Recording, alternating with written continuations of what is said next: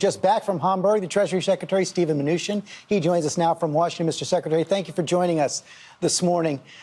Lots of tweets from the president this morning. He also said that the sanctions were not discussed in his meeting with President Putin and that it's time to, quote, move forward constructively with Russia. Does that mean that new sanctions for Russian interference are off the table?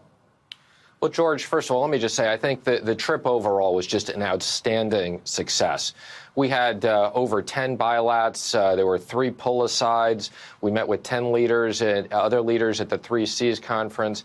And as it relates to the meeting with Putin, let me be clear. What started out as a 30-minute meeting lasted over 2 hours. And I think what we should be focused on was that the president handled it brilliantly. Look at what was discussed and what was accomplished. He fully addressed the election situation. He focused on the ceasefire in Syria, which is a major accomplishment. He talked about Ukraine, and he talked about North Korea. So this was a very substantive meeting and on very important issues. Well, let me get back to the question, though. Are sanctions off the table now? I'm not going to. Well, what I would say is, first of all, we have sanctions that are already on the table, and we expect to enforce those sanctions. And secondly, you said that the issue of Russian meddling was fully discussed. What we don't know is, does President Trump agree with President Putin? Does he accept President Putin's denials? Well, George, everybody's focused on that, and what they should be focused on is what was discussed in the substance of the meeting. And let me just say, why would President Trump broadcast exactly what he said in the meeting? Strategically, that makes no sense. What he's broadcast and what he's already doing that on Twitter this morning. He's just not answering that question. I got it. Why should he answer that question directly? He's made it very clear how he feels. He's made it very clear that he addressed it straight on. And there was significant substance. This is a very important for us to have discussions on substantive issues. And I think the president handled it brilliantly. You say he's made it very clear how he feels, but we all saw that press conference earlier in the week in Hamburg where the president said about 3 different things on whether or not Russia meddled. He said, I think it was Russia. I think others did it. No one knows for sure.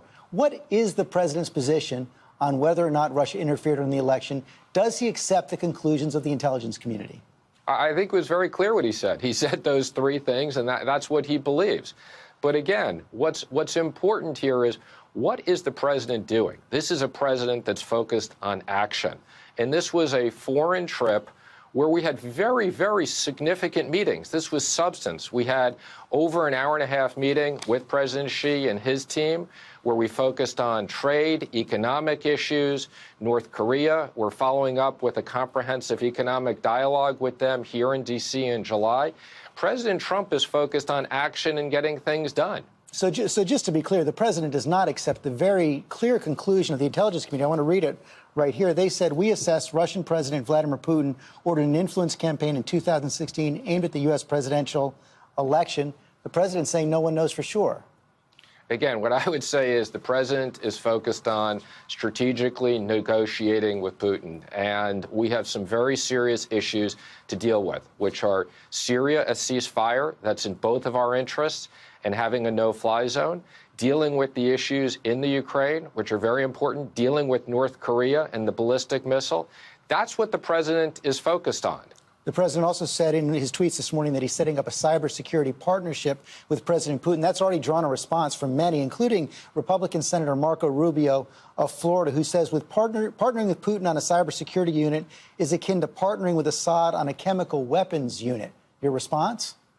Well, in all due respect, and I think very highly of the senator, but let me just comment on that. I think this is a very important step forward, that what we want to make sure is that we coordinate with Russia, that we're focused on cybersecurity together, that we make sure that they never interfere in any democratic elections or conduct any cybersecurity. And this is like any other strategic alliance, whether we're doing military exercises with our allies or anything else. This is about having capabilities to make sure that we both fight cyber together, which I think is a very significant accomplishment for President Trump. I know you also believe that the fact that the G20 is now focusing on trade is a win for President Trump as well, including their focus on the trade in steel.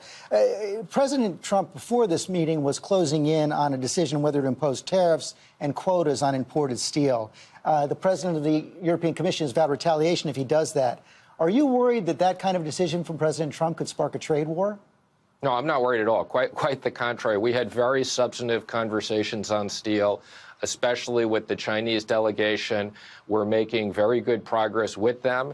And I think that the threat of different actions in trade sanctions and other things is what's led to very proactive discussions with all of our counterparts. And what we're trying to do is negotiate agreements with them. And I think we're making very good progress on that. And if we can't get the agreements that President Trump wants, then we'll take action on trade. It had been reported the president was just days or weeks away from reaching this decision on steel tariffs or steel quotas. Is he now going to put off that decision until the G20 have a chance to examine it? Again, I think President Trump's made it very clear he's not going to broadcast all his strategies, so that when we're negotiating kind of with all of our counterparts we're doing, we're not going to broadcast on TV what our strategy is exactly when we're taking actions. What I can tell you is we had very substantive discussions, and we think we're going to move forward. And let me tell you, we made major progress from my first G20 finance ministers meeting where we discussed trade and it was 19-1. We had almost a complete consensus on trade at this G20 leaders meeting, where if you look in the communique, we have language around reciprocal trade and the importance of reciprocal trade and anti-dumping. In almost every single bilat we were in, the president talked about trade. And what we're looking for is free and fair trade. And we're looking to make sure that we can grow our exports so that we don't have a giant trade imbalance. Let's talk about Mexico. You were in the bilateral meeting with the Mexican president that President Trump was in. And right before that meeting, the president was asked if he still thinks Mexico should pay for the wall. I want to show that. Trump, you still want Mexico to pay for the wall? Thank you all. Thank you very much. So the president said absolutely in front of the cameras. Did he raise that issue with the Mexican president in the meeting? There was nothing about it in the joint readout of the meeting. Again, the substantive portion of the meeting was really talking about NAFTA. That's the major issue. We also talked about immigration, where we've made enormous progress with them on combating illegal immigration, which is a very important issue. I think, we have a 90-day period where we can't negotiate on NAFTA, but we can talk about principles. We're moving forward very proactively. We've had discussions with them and the Canadians.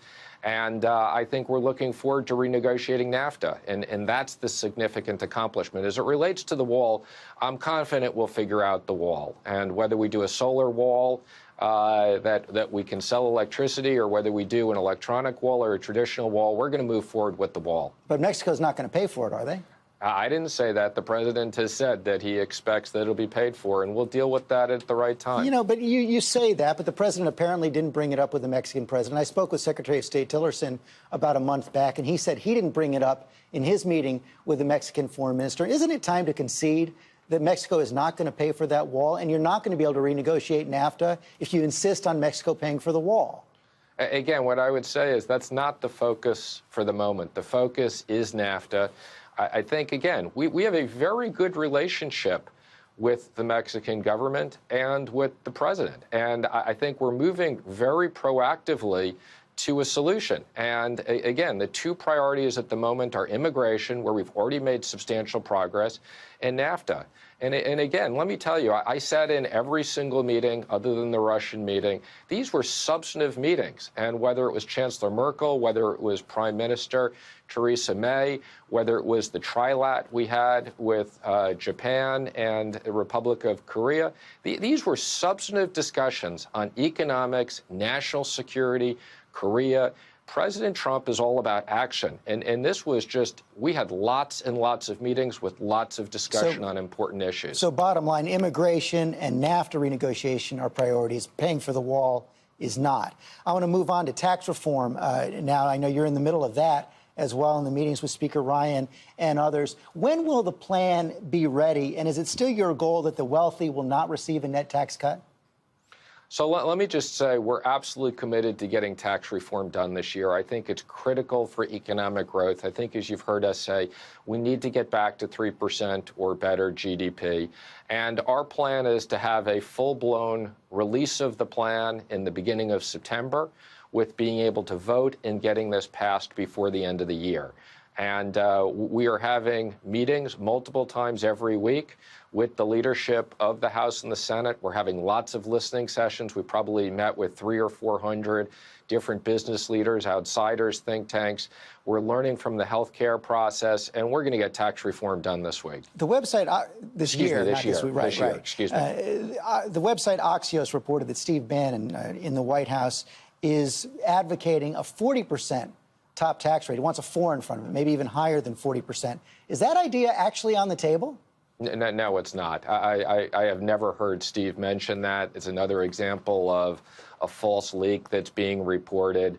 I think it's very clear, we have a proposal out there that the administration has put out with a top rate of 35%, where we reduce and eliminate almost every single deduction. So that means that people who are in the high tax states will have no tax reduction, and it'll be offset by reduced deductions. That's the current plan. That seems to be a slight change in your position. Before you were saying that none of the wealthy would get a net tax cut. Now you're only saying the wealthy in the high tax states will not get a net tax cut. Again, let me just say that the plan hasn't been finalized, and I think, again, for most people, they have lots of deductions.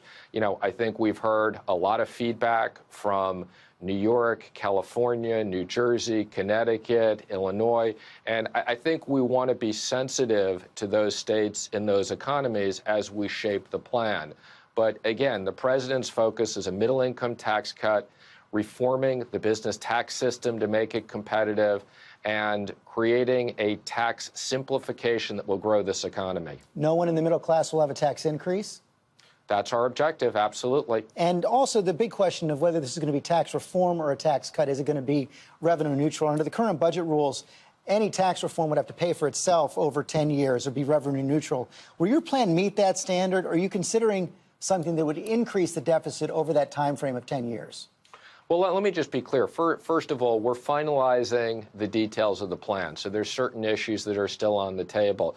But I will say this will be tax reform and tax cuts, and we expect that the plan will be fully paid for. Now, one of the issues that I've talked about, again, what I've talked about before is there are different projections. And with our projections, you create over $2 trillion of additional revenues. So it will be paid for over 10 years. The question is whether we'll get credit for all of that under the current models of the Joint Tax Commission. And again, that's one of the things that's under negotiations that we're discussing right now with leadership. You've got a lot on your plate, including raising the debt limit. The chairman of the House Freedom Caucus and those in the House conservatives are insisting that any debt ceiling increase has to be paired with spending reforms and cuts that move the budget towards balance. Is that something you're considering? Well, again, let me just say on the debt limit, I've said this before, I'm all for controlling spending. And I think that Congress has the absolute right to control spending, and we should be focused on that, particularly given the size of the national debt. Having said that, when we've already committed to pay for things, we have to honor those commitments. And the debt limit is about paying for things that we've already committed to. It's different than the budget process. So one of the things I think over time is we need to change this debt limit process so that we're focused on controlling expenses, but then when we've committed for them, it's clear we're going to pay for them. And the dollar is the reserve currency of the world, and the United States is the best credit in the world, and we're going to keep it that way. So it sounds like you want a clean debt limit. I want to do a final question on health care. You know the Senate is considering their repeal plans. It looks like it's having some trouble right now, and the president, just before the break, tweeted out that if Republican senators are unable to pass what they're working on now, they should immediately repeal and then replace at a later date. Is that the fallback position?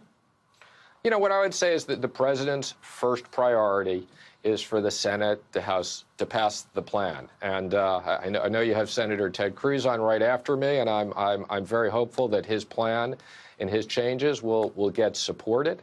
And I think we'd like to get health care done. If we don't get this passed, then the president, as he said, we'll go to the next plan. Secretary Mnuchin, thanks for your time this morning. Thank you.